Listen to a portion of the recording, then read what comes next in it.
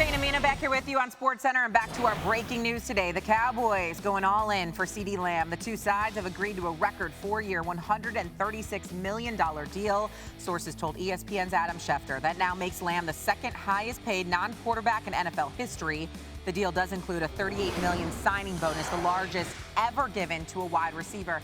Peep the Dallas Cowboys schedule there. They start the season on the road at Cleveland, taking on Myles Garrett and company there on the defensive side of the ball. But highlighted there, Week 11, the Houston Texans, and Week 14 against the Cincinnati Bengals, which will both be on Monday Night Football right here on ESPN and ABC. Dan Orlovsky back here with us along with Tyler Fulgham. We are 10 days to the start of the NFL season. Let's hang around that number 10 because the Dallas Cowboys over-under is set at 9.5.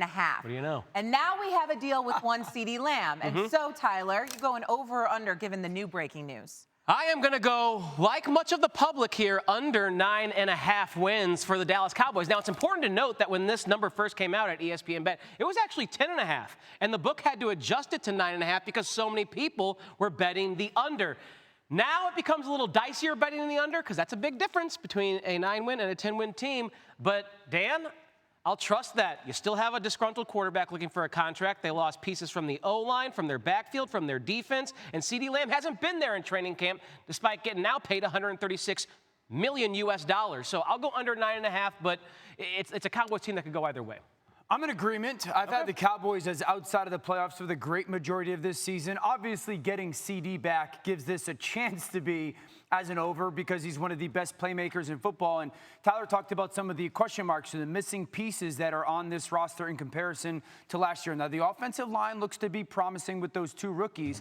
I think the reality is this. The DaRon Bland injury that quietly happened this past weekend is huge. If you think about this defense last year, Micah Parsons, DeMarcus Lawrence, Dan Quinn, and then you were like, well, Trayvon Diggs, unbelievable, and Stephon Gilmore opposite him, and then Bland. I think Bland had 6 pick sixes last year alone. Wild. Well, Dan Quinn, not there. Stephon Gilmore, not there. Trayvon coming back from the ACL, and now DaRon Bland missing, by reports, 6 to 8 weeks.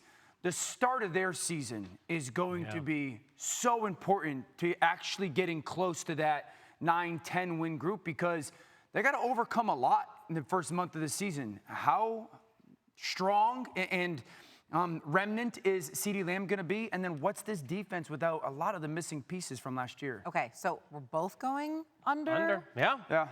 Woo, that's a tough scene. However, CeeDee Lamb will be back. He has 13, since we're doing numbers, 13 days to get up to speed before the Dallas Cowboys start the season on the road in Cleveland against the Cleveland Browns.